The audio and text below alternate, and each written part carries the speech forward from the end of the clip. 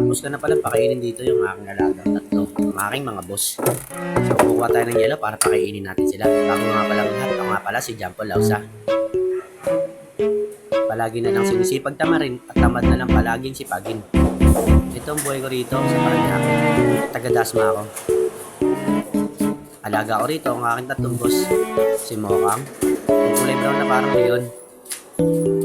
At si Gustavo naman yung American Bully. At ang isa naman si Anding. Yung isang nag-iisang aso na nakakalimutan ko ang lahi. Itong pagbasag ng yelo, ang sarap yung na ipapok sa ulo. Kaso mainit. Hindi ko pa rin kayang tunawin gamit ang aking noo. So ito guys, kung ito sila pakainin, yelo na lang. Takot pa ako dito ay mukhang gawa ng ang hilig niyang mga labin. Kaharot nga naman din talaga niya magkalambing. Kaso nga lang, hindi tayo pwede niya maglambing-lambing. Kasi hindi tayo maiyahambing. After nyan, tsaka ako maglilinis dyan. Pero lagi ko nang inuuna si Mokang. Lalo ng padlock niyan, bawal galimutan. Pero dito, hindi ko naisuot. Kasi nilalaro niya na pala. Buti na lang napansin ko. Muntik na naman siguro mayayari naman tayo neto. Doon sa atin. Yan. Ewan ko ano ba yung bigay, nakalimutan ko.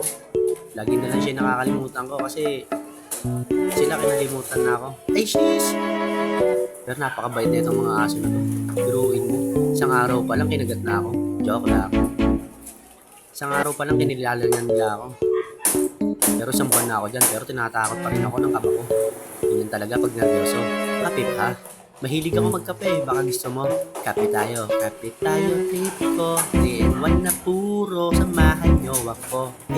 Samahan nyo ako. Kanya ko si Gustavo. Pinaka nakakatakot sa lahat. Yung tipong pag kumagat nakalak. So after nyan, ganyan lang gawain. Kasi sila pakainin, bibigyan sila ng yelo, ng tubig. Yan, para maging social yung tag-init. Tapos yan, ito na lang gagawin natin. Tatapatan natin si Mokang ng ipan, yan. Yung binilisan ko na dito kasi yung saksakan dito kailangan kilitiin pa. Parang siya, kailangan huliin mo ng kilitin. Para lang gumana. Napakatagal nga naman talaga. Ayan. Tapos ihanda ko na rito yung balde para sa paglinis.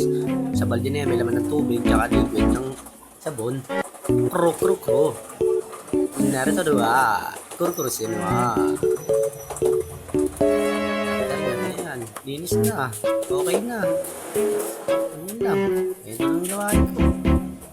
Ayan. Tapos linis na lang sa loob ng bahay. Ayan. Bye-bye.